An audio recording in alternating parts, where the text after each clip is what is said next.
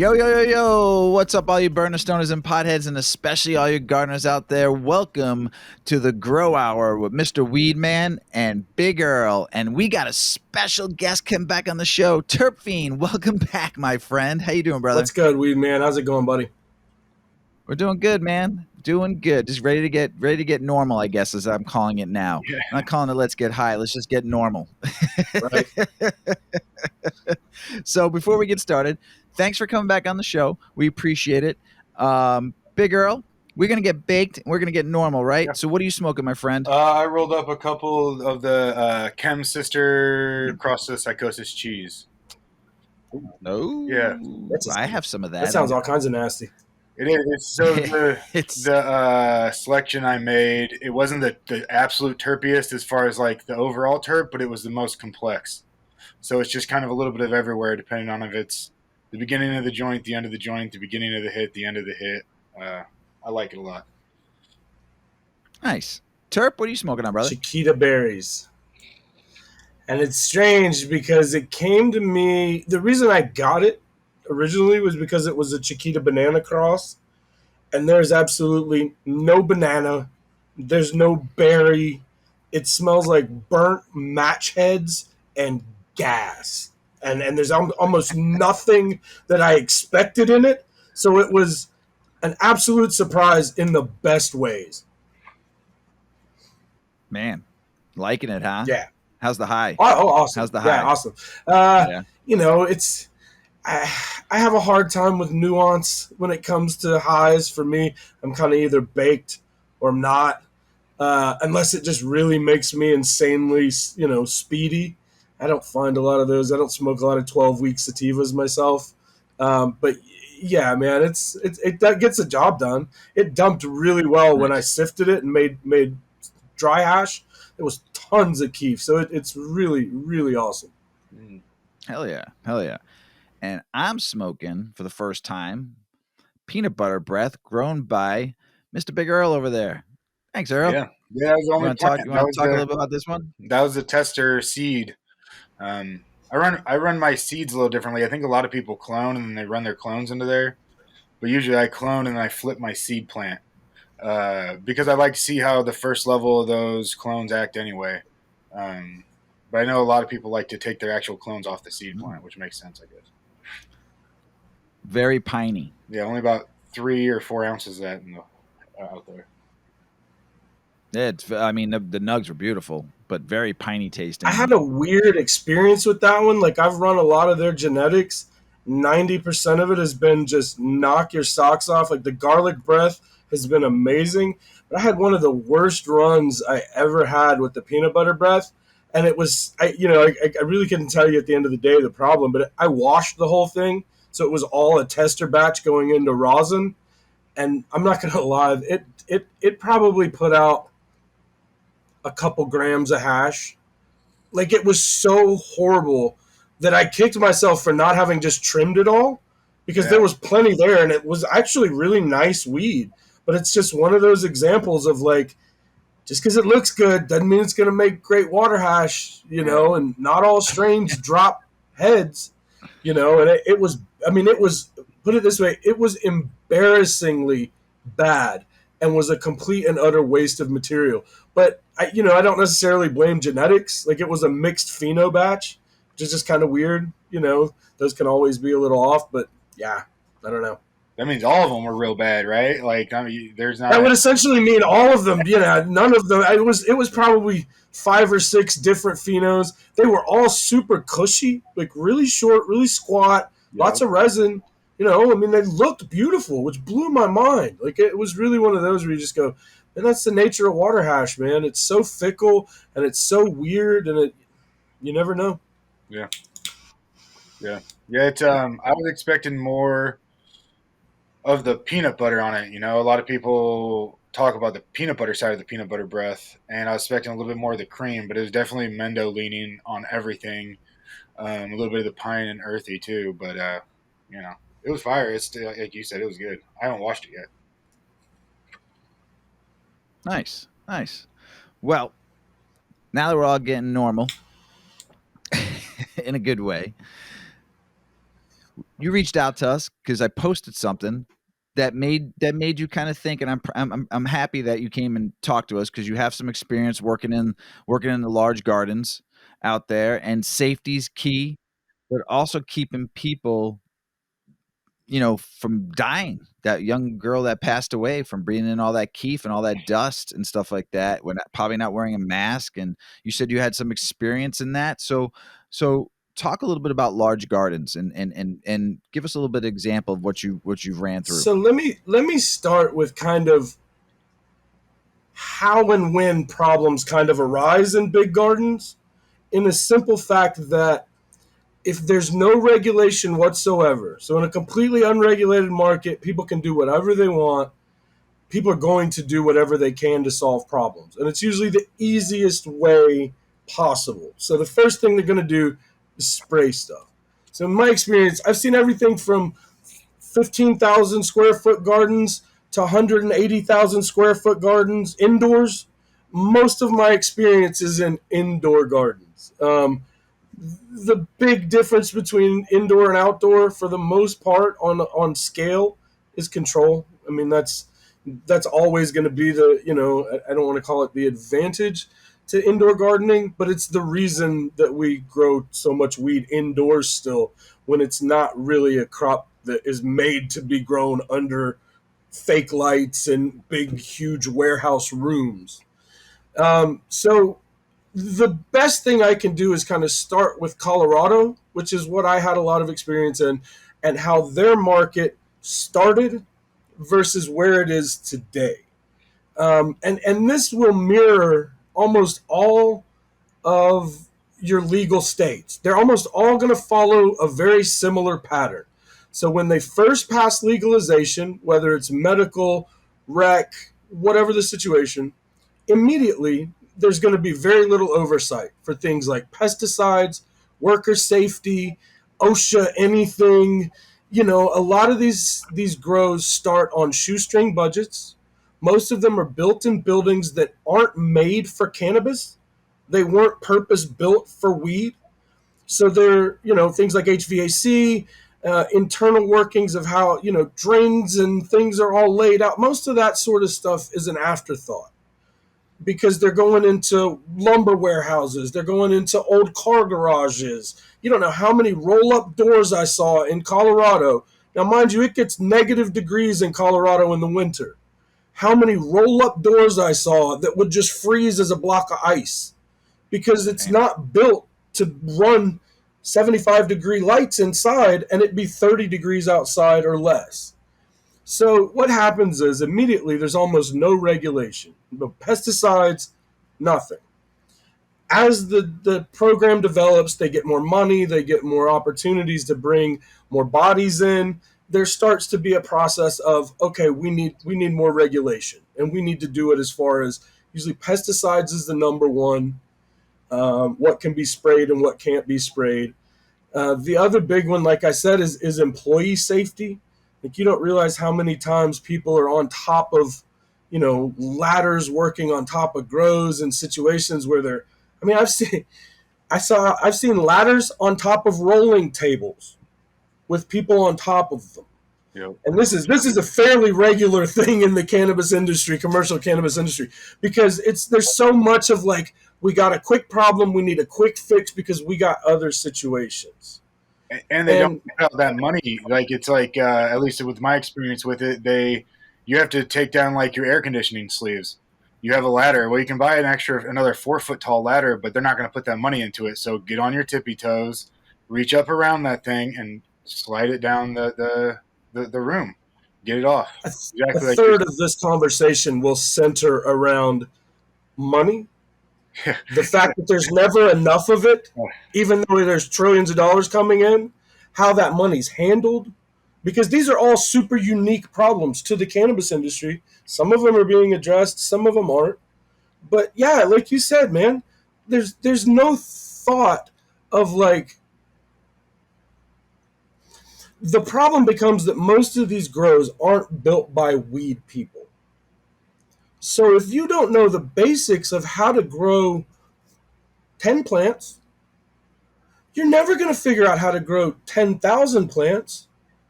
So a lot of these grows are in a perpetual state of let's chase the next, right?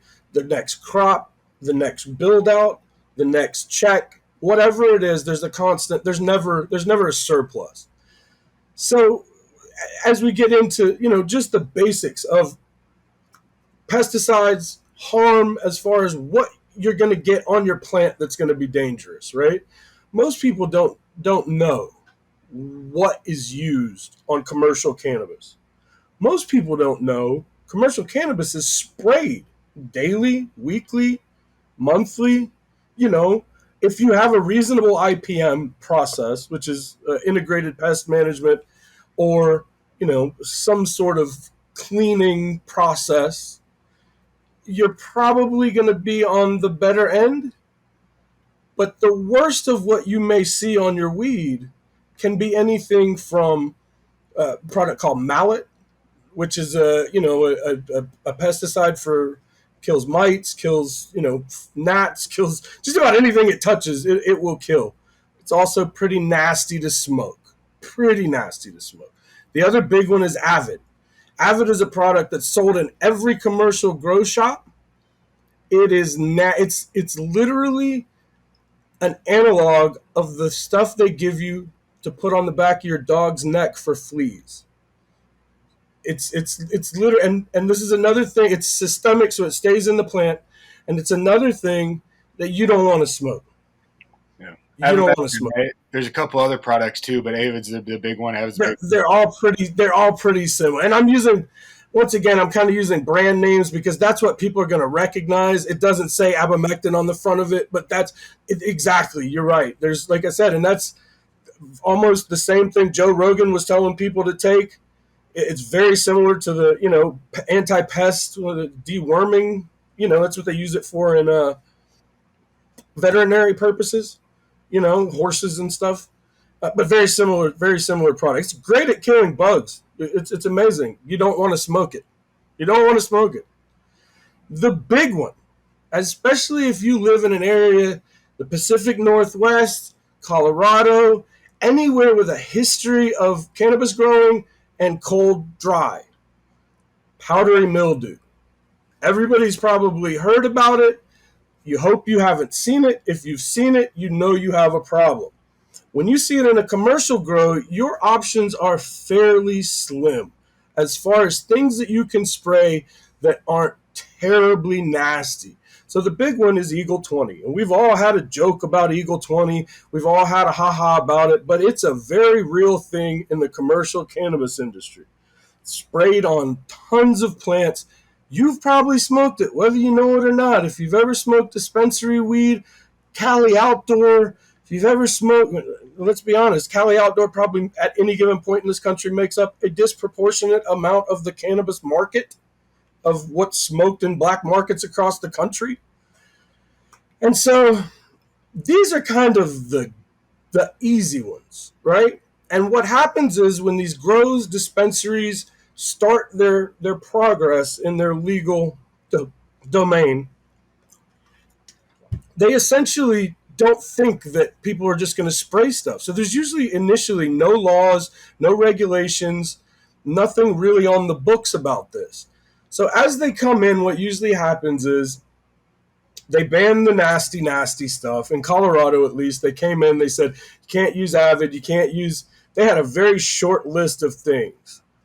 Most of them were biological agents. So bacterial products that essentially like attack powdery mildew, other bacterial products that attack various bugs and various things in the soil. The problem with these things is they produce yeast as a byproduct. Anything bacterial is going to produce yeast. So then you start to see when the testings for Eagle and Avid start to come down, the testing for yeast starts to go ridiculously high. Wow. Because everybody's using biological things that they're technically organic and it's technically stuff we can use. But here's the problem, man. When I started growing weed in the late 90s, it was all about you knew your friends were going to smoke it. You knew your family was going to, you were going to smoke it. In a big commercial grow, there's never once a thought that somebody has to smoke this. There's a thought that we grew it. Now we got to sell it. We have to pay the bills. We've now paid for however many months with the lights on and paid for employees. So now we have to figure out, how do we sell this, right? So one of the things that Earl mentioned in our discussion about kind of topics for the day was remediation, which has now become a big topic in the cannabis industry, especially in the large commercial industry. The nice way to put remediation is turning poop into slightly less smelly poop. And as much as I hate to say that, like, it's what it is.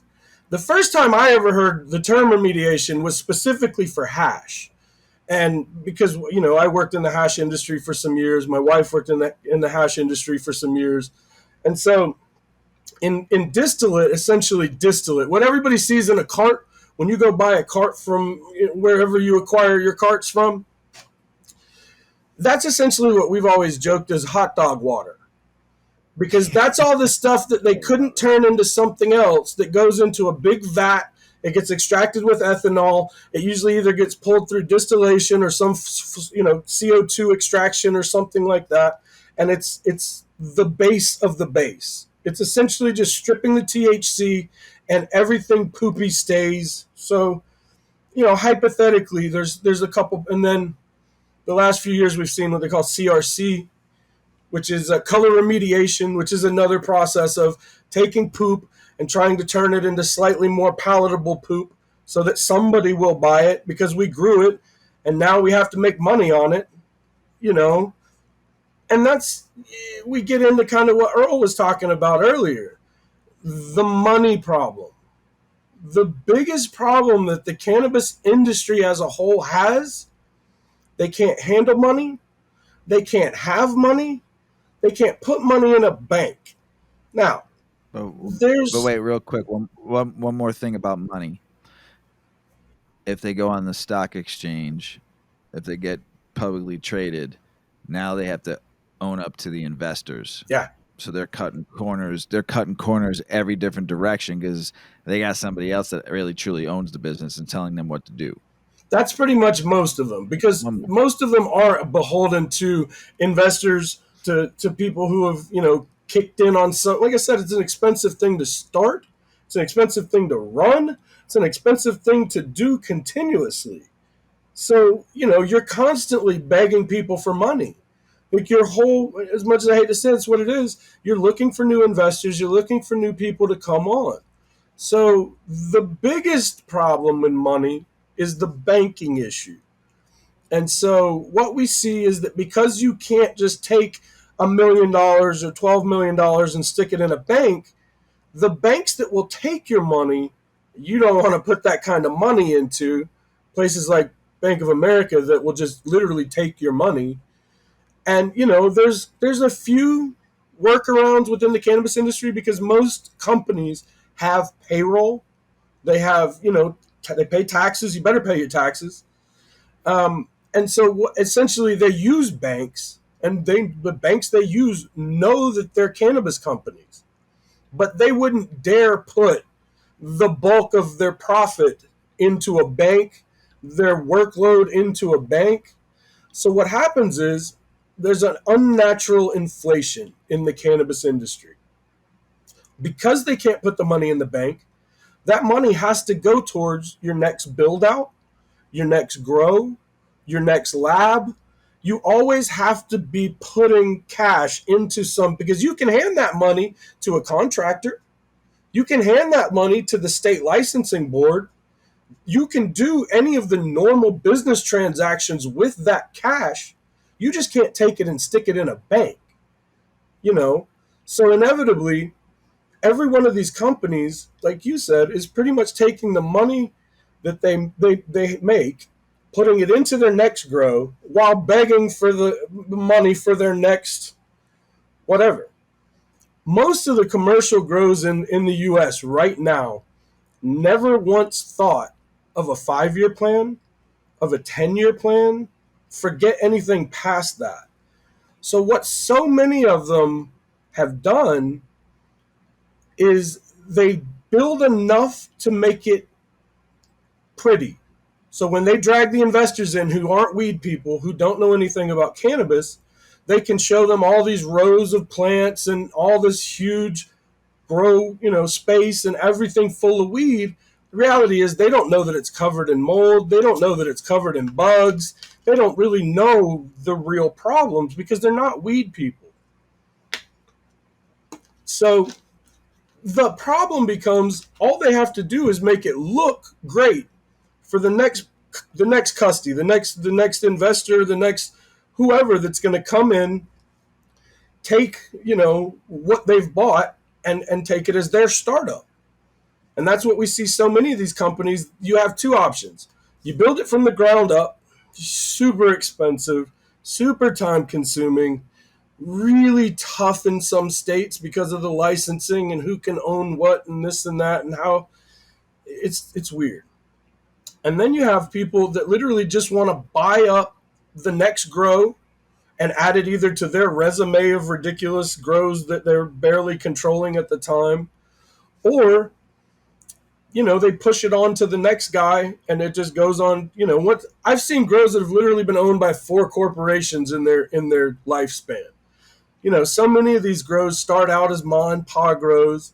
They get to a point where they drag somebody in and sell it all to them, and then it goes to the next company. That company gets eaten up by an acquisition of a larger company, so now they're a third name, and then they get bought out literally for their IP. The next company just wants to be able to come in and take everything that they've done and use it in their grows. So it's, as we get into like the money issue, it's compounded by the fact that A, you can't really bank. B, none of these grows are set up on any long-term structure of success. And the reality is, as long as they can make it look like it's successful to somebody who knows nothing about weed, they can probably sell it, make a couple $1 million and cash out.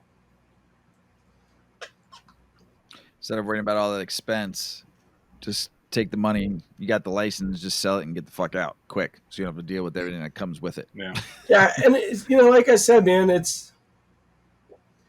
I'm saying this from a place it's almost cliche within the industry, because it's happening every single day, and then another new state goes legal, and it all happens again, and it all happens again. And funny enough, it's been happening in California for 50, 60, 70 years. They go legal, it all happens again. And it's all the same story, man. It's all people who aren't involved with cannabis, usually.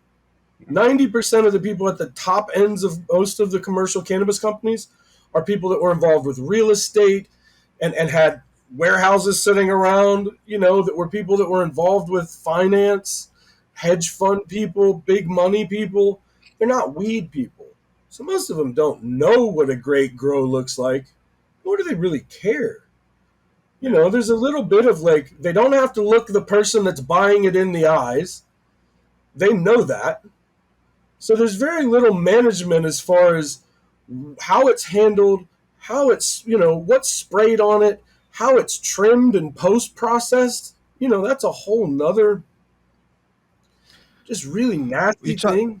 Let me ask you a question about spraying. Are the big grows spraying terpenes on their weed? I've read a few things about that.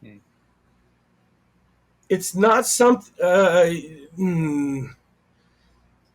Spraying terpenes like a synthetic terpene you'd put into. Yeah, I know they're spraying essential oils. Like there's tons of grows that are spraying essential oils for pesticide control. Like absolutely. But as far as terpenes, I don't know. I don't. What about other cannabinoids? You think they're spraying like a synthetic cannabinoid and they're enhancing the flower? So here's the problem, right? The only way that you can really do that and it be effective is the way they do it with Delta 8. So they take finished product and then spray that and then let that dry. Like an MCT oil and like a I've seen everything from ethanol to just any sort of carrier. So they just literally spray it, dry it, dehydrate it, and you can usually tell because it's usually dark. It's usually almost I'm gonna be honest. Most time it smells like mold because it's not properly dried. Um, Once again, I wouldn't be surprised, but it would seem like a gross waste of money on the thing about commercial grows, especially big grows. Every nickel matters because the margins are so razor thin, and when you have a problem in a massive grow, there's no such thing as a small problem. Even a small problem in a huge grow is a huge headache. So it's like when you look at things like that, I would probably guess somebody has done that. Do I think that the huge cannabis growers are doing it as a regular thing? Seems like a waste of money because terpenes are not cheap, especially when you want to buy them in bulk. Like it's not something that's cheap and you can just spray it all over 100,000 square foot garden. You might be able to hit a Gotcha. table, but it's just not something that I think is really feasible. But I guarantee you somebody's done that. Yeah, if you thought about it, somebody else has done it. Surely, that's just how it works these days. There's no original Right. ideas anymore. Also, you a lot of that was like most of these big gardens and most of these people. There are some pretty badass cannabis companies out there. I've worked with people that are like, they don't support the shitty people. They do it right. They have all their protocol in order, and they have their degrees and their experience and everything's just lined up perfect for them. So that's, I think, important too, because some of these guys are badasses. Those are absolute unicorns. Yes, those are the For every company that's anywhere close to what you just described, there's probably 2 or 3 thousand companies out there that are the polar opposite. Employees hate their jobs. They literally are just in the meat grinder. They bring them in for $8, $9, $10 an hour. They don't really pay anybody because, like I said, margins are razor thin. They're expendable, so you'll be gone the next day if you even speak up about the terrible conditions that you've seen. and you can take advantage. People are excited to be in the community, especially younger people. So you Yeah. can take advantage of that workforce really, really They try hard. to get they try to get people to sign a non-disclosure. Oh, I've signed dozens of those. I wipe my ass with Yeah, every one of yeah. them. Yeah. The things aren't worth the paper because a non-disclosure, and I always tell people this for anybody that gets in a situation and has a bad feeling in their stomach because somebody asked you to sign an NDA or a non-compete agreement or whatever. Those papers are only as good as the company that can enforce them. So if they don't have the money to chase you down and pay exorbitant amount of legal fees over something that's fairly small, just assume they're not going to. I mean, most of them, I signed dozens of those. Not one of them was ever worth the paper it was printed on because most of the cannabis companies that I've seen from the inside, aside from one or two, were places that were smaller that didn't really have a budget to go spend, $20, $30, $40,000 on lawyer fees to chase you down over an NDA. Like, everybody wants you to sign them. Most of them think they have something special, and at the end of the day, it's like, man, you have some like half put together practices, and like, like you had nothing here. You Dude, got I've worked for so many companies that were literally working with somebody else's IP. Everything was created by somebody else, but they defended that like it was their last dollar. They defended it and went after anybody that tried to, and it was all IP that you can generally find on the internet. I got to be honest with you. At this point, most of what people are doing in labs is on the internet somewhere. Everything is on the internet somewhere. If you want to know how your BHO is made, at least the ins and outs of it, that's on the internet. If you want to know how rosin's made and how melt is made, that's on the internet. It's everywhere these days. So the notion that anything you're really doing in your weed hash company, aside from genetics maybe, because genetics can be a little more proprietary in a degree.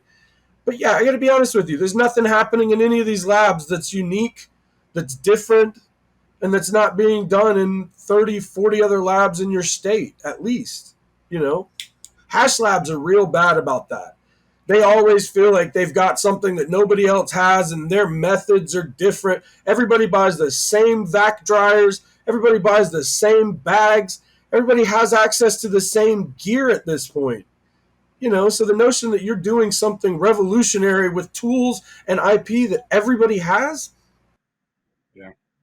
That's in the garden a lot, even oh, I'm running this kind of light, or I'm running this way and this and that, and it's always funny. Let me ask something about hash. Does anybody really truly do it the way it should be done anymore, or they're all just using equipment now? What do you mean? Be more specific. The Afghani way to make it, the old school traditional way: pack it down, beat it down, pack it down, beat it down. Is anybody doing that here? Yeah. I mean, I make dry hash all the time as a personal thing. It's not a commercial thing. So part of what's happened over the last, we'll call it 20 years, is kind of the domestication of the hashish market in the United States. So prior to 0405, we'll just pick a number out of our ass, 0405. Prior to that, everything in this country that was smoked and consumed as far as hash went came from another country. It was imported from India, it was 100%. imported from Afghanistan and Pakistan and North Africa and so as we've kind of gone into legalization and things have changed, that's all become domesticated now. Almost 100%. I don't remember the last time I saw Afghani hash in the U.S. I don't remember the last time I saw Indian charas in the U.S. It's usually a very niche thing, and somebody either smuggled it or keistered it, or there's some story you don't want to know. It went up a sheep's ass, or something strange happened, and there's some really good hash, and we're just not going to talk about how it got here, right? But the reality is, as we've kind of had more commercial grows come online, more big grows in other states, that's all become home product now. So now I would argue the United States is probably gram for gram producing more hash than any other region in the world right now, just because there's now so much legal grow space, indoor, outdoor, that, to be honest, and most of it probably stays here, but that's been a huge shift in the market. So that's a big reason why you don't see your old school dark taffy type hashes more. That's the stuff I like. But let's be honest. So one thing that we've kind of realized since then, since the hashish importation situation subsided, was that the best way to make that style of hash is bubble hash, is to make water hash first and then press it from there. Because it's just, water is the best way to separate trichomes. Like when you look at the process of some of that imported hash from other parts of the world, and it's almost a wonder sometimes that they get such amazing textures, because they're not overly processing it. It's not insanely sifted over 35 different microns, and it's not, they usually beat it over a sheet or two and press it. And it really speaks to, I think, just the quality of resin they're working with. That's really one discussion that comes before any other discussion in hash, is that material is king. And the better the material and the better the trichomes and the better the grow, the better the hash, period. It's always going to be the case. And we've also seen that areas that are closer to the equator tend to produce better resins consistently, because they're closer to the sun. And it's essentially, in a sense, it's a sunscreen for the plant. And heads get much bigger. That's why some of the best hash plants, the true equatorial sativa hash plants, like when you think hash plant, it's usually Afghan, Afghan, Pakistan, Kush. The reality is those have not traditionally been the best strains to make hash with. A lot of times they tend to have smaller trichomes, lots of 25 micron, like lower micron stuff that's more wax and less oil. Whereas when you see the big bulbous trichomes, when you see stuff that's like heavy in the 160 micron to 120 micron range, they're almost always sativa leaning hybrids. Almost all of them. Consistently. Almost all of them. So it all comes down to, like I said, material, genetics. But the reason you're not seeing more of that, you probably are used to it. Like I said, I think you are close in age. So that late 90s, we were still seeing a lot of that. And you could still get Afghan. I had a guy at a concert sell me some hash. It was overpriced. He told me the reason was it was the post 9/11 tax. This was like just 8 to 10 months after 9/11. But that's the reality, was that a lot changed after September 11th, especially because it then, we're back in those parts of the region causing chaos to some degree, as well as you just don't have those easy access with the borders and, ways for things Right. to get in. And, I just shout out like Frenchie Cannoli was somebody who was very passionate about the type of hash that you're speaking of, and, was really passionate about making bubble hash, but finishing it the old style. But that's such a loaded question the way you asked it. Like, is anybody doing it the right Yeah. way anymore? And I'm like, Mhm.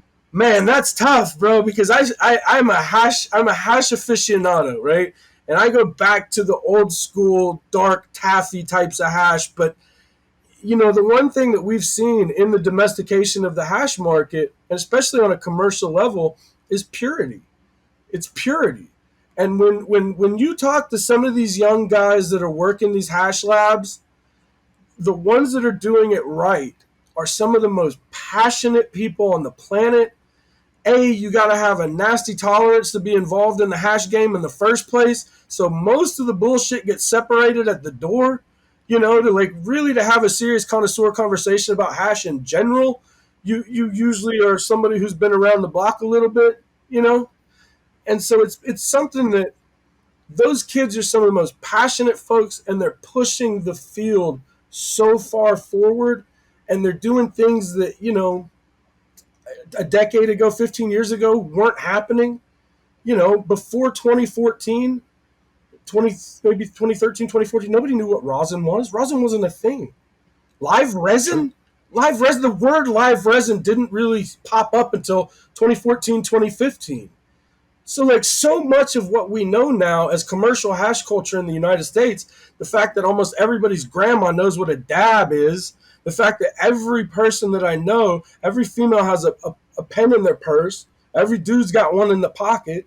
So it's such a common, and that's all. We forget that it's all hash. To some degree, that's hash, like what I would call hash. It's all extracts.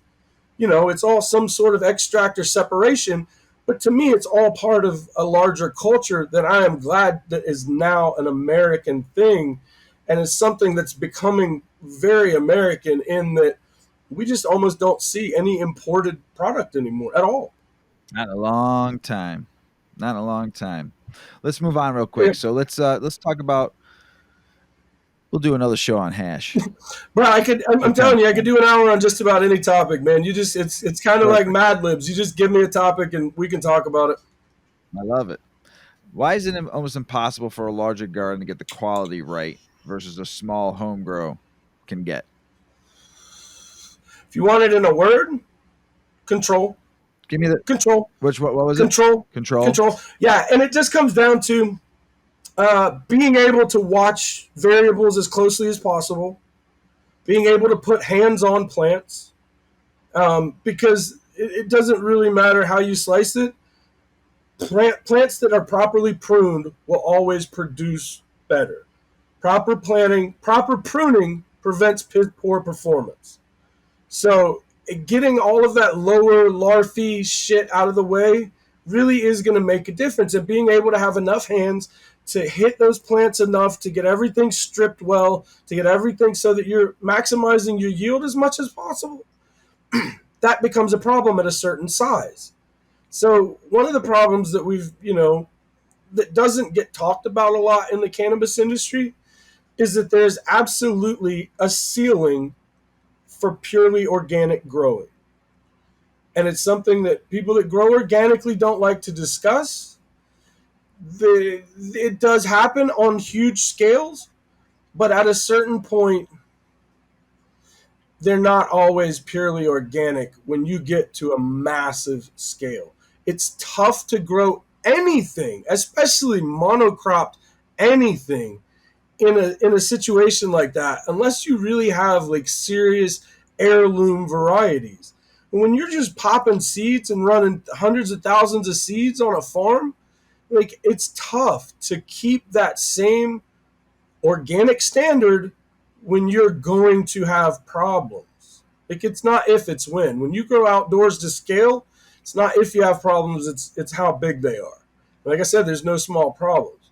On an indoor grow, It's literally, like I said, it's a little bit more about how well you can control as far as how much you can keep an eye on every regimen, every feed, making sure everything's dosed properly, everything's, And when I say most indoor commercial grows are not running organics, the organic indoor grow is another unicorn in the commercial cannabis industry. Um, Who run just because hydro in general probably aren't running super organic stuff. Like if somebody's running hydro, because I've it's seen very few pure hydroponic water commercial grows. Those also aren't very popular. I've seen them, they're just not as common as you would think. yeah.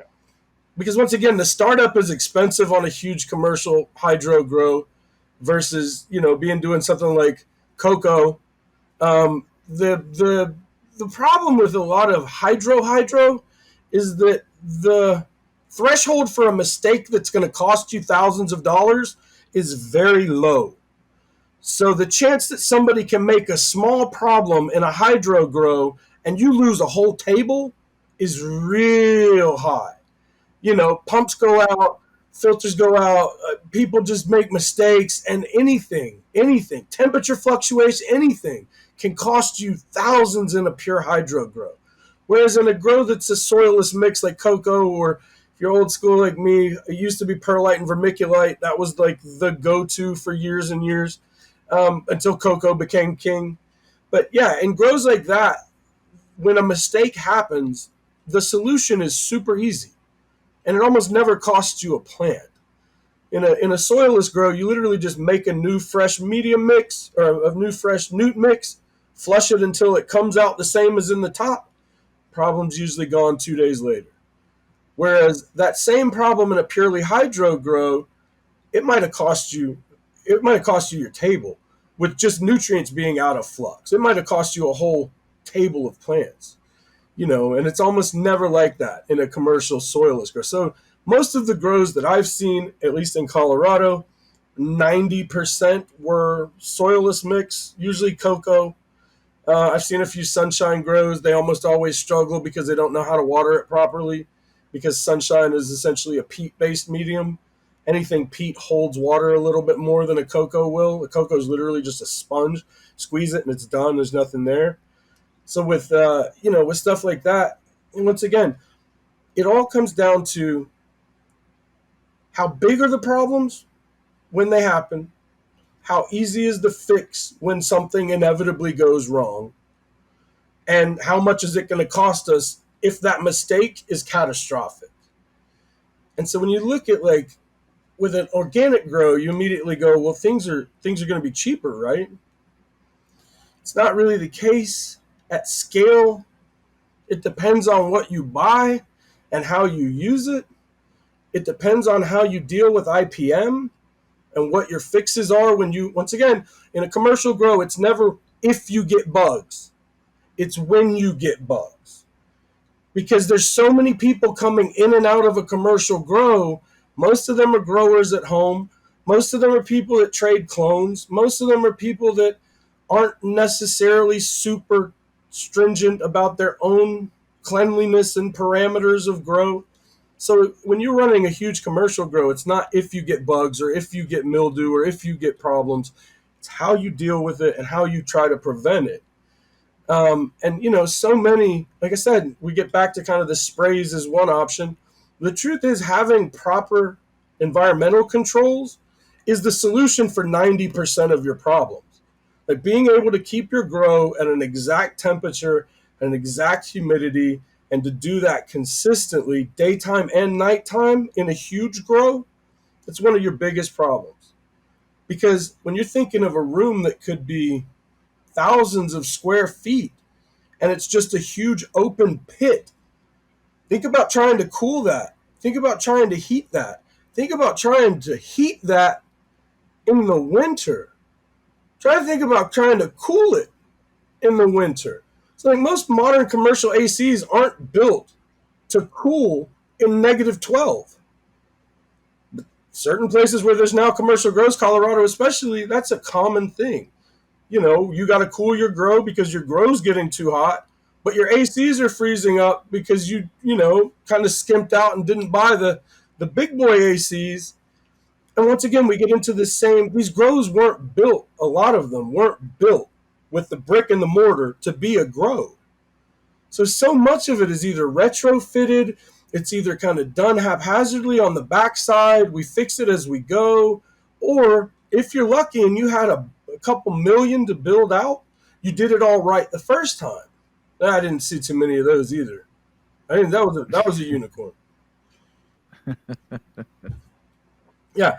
I mean, like I said, I know of one grow in Colorado that was essentially purpose built. And by everybody that I've spoken to in that grow, they got every problem every other commercial grow in Colorado has.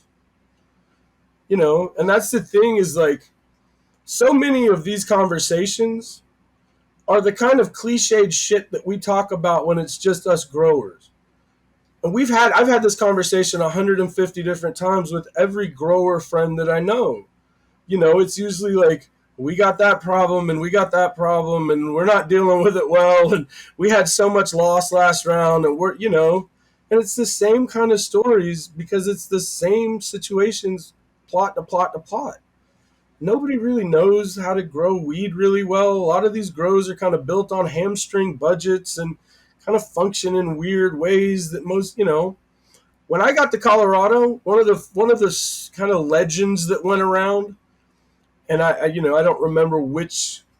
I don't think I would say if I remembered which dispensary it was, but there was a kid that had reportedly gotten $1 million settlement because he had blasted himself in the face with a commercial fogger, like a commercial atomizer, full of Eagle 20. Oh man. Oh. Now, I've been around that stuff once when it was being sprayed in a large commercial garden, and there are definitely neurological effects that we don't talk about that are inherent from just people being around it. Like people were getting violent just from like it being in the air. It was the weirdest thing I've ever seen. But like so many of those pesticides, especially when we talk about Eagle, that stuff's not made to be sprayed on weed. It's not meant to be sprayed on anything that's going to be smoked for sure. And when it's smoked, it produces a form of cyanide gas that is super dangerous. Super dangerous. And its life is 45 days. So even to think that it's out, like even after 90 days, you're still working with a pretty effective.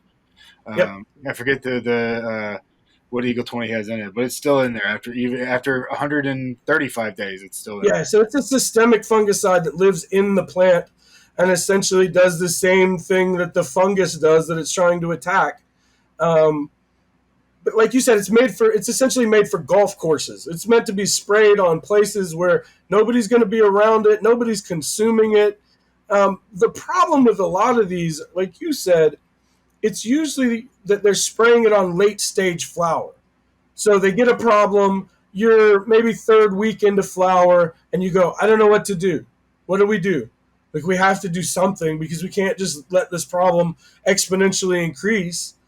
So, if you've got a decent grower, depending on how the problem is and how big the problem is, most stuff can be controlled, right? But if you've got terrible environmental controls, now you've got a problem. And there's really no instant quick fix other than the shit you shouldn't be spraying on people's weed. And it's the big problem is that there's probably Eagle 20 on your grapes. There's probably Eagle 20 on your citrus. Don't know if it's super dangerous like that, but smoking it is bad for you. It is bad for you. And so that's one of those that, like, I tell people know where your product comes from, but if you're buying from a commercial grow, ask them specifically what is sprayed on your weed. Now, in Colorado, they have to put that on the product, on the labeling. But new states probably don't have that. New York probably doesn't have that yet. So, within the first 3 years of a rec system being set up, I would be very weary of the product that you smoke from anybody. Because in that first 3 years, what you have is a race to the bottom. Everybody tries to grow as much weed as they can, as quickly as they can.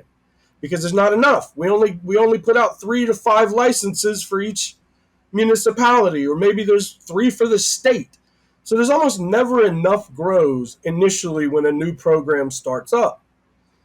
As that race to the bottom happens, you have all these people popping as much grow space as they can. Once again, they don't care whether they can control it, whether it's going to be healthy, whether the weed is going to be worth a shit.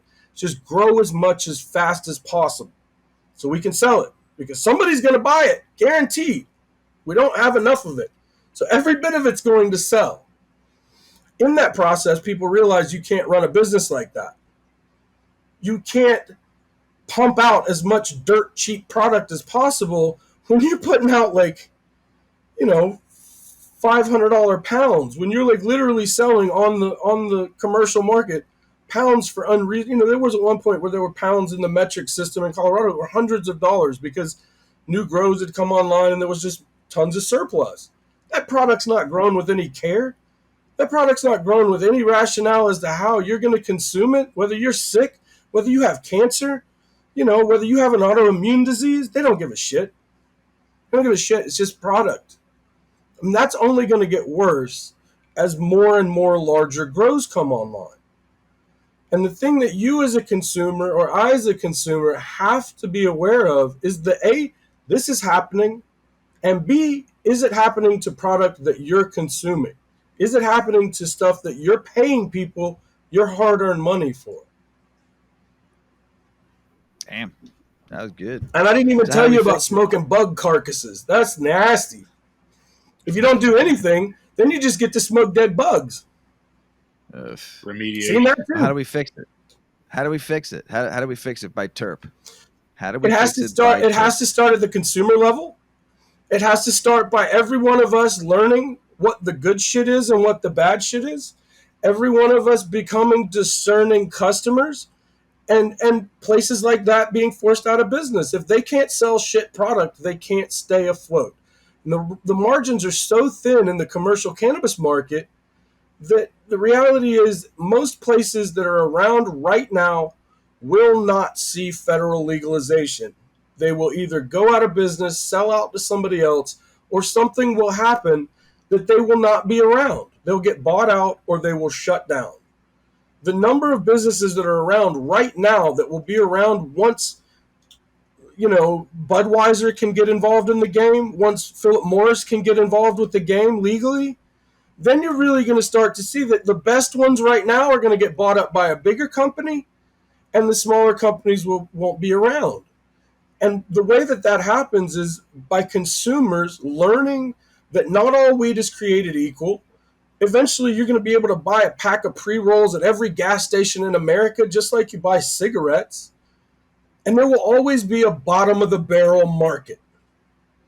But if more of us educate ourselves and we learn about what is happening, how our weed is grown, what's going into it, how is it processed, what's the post-process look like, once people start to become discerning about all of that, then an industry standard develops on its own. When people won't buy shit quality weed, then places that grow that won't be in business long. And that's how it happens. Like the notion that you're going to regulate it away, or that you're going to, eventually, I think the weed industry in this country will look just like our alcohol industry does. You will have your Budweisers, you will have your pre-rolls at Walmart, but you will also have craft beer brewers. You will also have shelves of craft beer. You'll have movements of people who now care nothing but about quality. And that's what you see in most of these legal states. It happens on kind of a similar time frame. The first few years, everybody's happy. We get legal weed. We get to buy it in a store. It's the greatest thing we've ever seen. It's so cool. Bring your mom. 3 to 5 years, you start to see the cream float to the top. So you start to see places that are either better at marketing or better at quality. Usually by about 5 years to 7 years after initial legalization, you're going to start to see places that are clearly better at all of this. Because at that point, most of the small companies that got in just because they liked weed and had a little investment money kicking around, those places aren't around anymore. They've either sold out or they've shut their doors because it was too much. and it almost happens consistently. Every legal state happens the same way. I see it happen every time. At about 5 years, you start to see quality hash companies start to pop up, companies that are taking quality a little bit more seriously. You'll probably get one or two of those unicorn organic grows pop up, you know, and it just becomes the customer learning, the customer teaching themselves good from bad, shit quality from dank, and then eventually demanding that of the places that they patronize. Good point. Good point. Ask the questions. So, That's why I said, did you go there? Is this, do you have remediated product? I don't know what that is. Well, you probably do, and you can't tell me what is and what isn't, and maybe you should go somewhere else. Yeah, see, that's the new thing. That's fairly new within the last couple of years is remediated flour. Like Yeah. that's something that 6 8 years ago wasn't really a thing. Like remediation was almost exclusively in the hash realm, and now they're using like I don't even want to discuss the ins and outs of everything from UV light. Like I've seen people taking plants and dunking them straight into rubbing alcohol, hydrogen peroxide. I think that initially this whole thing was supposed to be disgusting things that I've seen. Like that was what the topic was supposed to be about. I don't know that we did as much about that, but while I'm talking about it, when we get into remediation that you've seen, or at least the attempted salvage of hot dog product, like just the worst of the worst. Yeah, I mean everything from taking your plant and dunking it into solvents of some sort, cleaner of some sort, all sorts of nasty baking soda. Once again, depends on the product, the problem. If it's bugs, there's only so much you can do about a plant that is covered in mites, you know. But like things like mildew, stuff like that would test problematic is the sort of stuff that you often see remediated on shelves, because usually with mold and stuff, they'll shine a bunch of UV light on it, expose it to ozone. I've seen that one too. And that's nasty. That's nasty. Yeah, it's nasty. Ozone is dangerous shit, man. I've seen people use it in commercial grows. I've seen people use it on weed. It's nasty. Yeah, ozone is nasty. well, this is a good show. Oh, yeah. Nice little talk. I love it. I love this. We're going to call this one Burping the Bag. Because when you come back on the show a second time, it's just a topic we let you free flow on. Just burp the bag, baby. I like it. Yeah. Yeah, that was a good one. Like I said, man, it's one of those things that of topics that I'm passionate about. Exposing some of the things that are happening in the commercial market is right up there with me with open source genetics.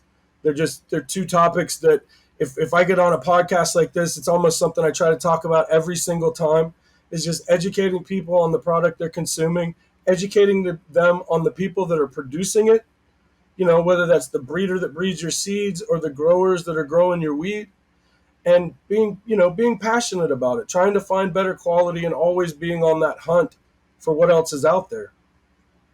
Nice. Love it. Love it. Anything else to say before we say goodbye?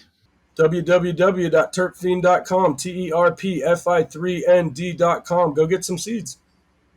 And then check you out on your Terp Talks too. You do an hour show twice a Yeah, week? so now, right or this minute, Instagram just shut my Instagram page down where we have been doing our live podcasts. I'm looking at other options for getting that off of Instagram. A, because I'm tired of producing content for a platform that doesn't appreciate us as content creators.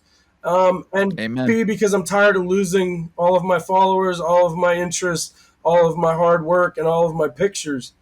So, you can always check at Terpfiend at TERP_FI3ND at Instagram. It may be up. We may get it back. Who knows? I also have at Terpy Talk, TERPYTALK.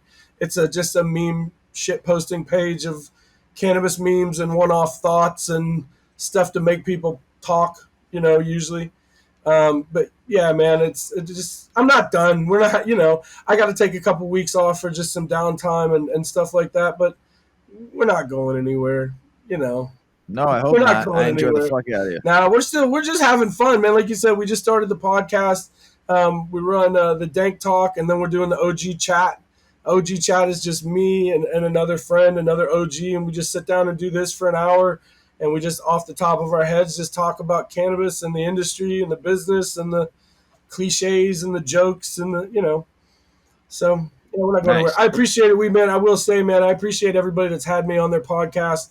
It's given me a ton of new views and new likes and new looks as we start our own thing and kind of do our own thing going forward. And so I appreciate you and Earl, man. Earl's been a big supporter of mine for a long time, and I appreciate everything you guys have done. Man, we'd love to have you back on again soon. Sooner than later, of course. And we appreciate the fuck out of you joining us, and especially hanging out with us too on the Discord night too that we did. That was pretty dope. That was a lot of fun Yeah. too. So Anytime, man. yeah, that was I'm awesome. always talking So weed we're with gonna end it, somebody. man. Yeah, definitely. So we're gonna end the show a little early, but we love it, man. Big Earl, you got anything else to say before we say goodbye? Don't forget your CalMag, guys. Yeah. Always CalMag. Check your CalMag. Cal mag it up, everybody. Peace.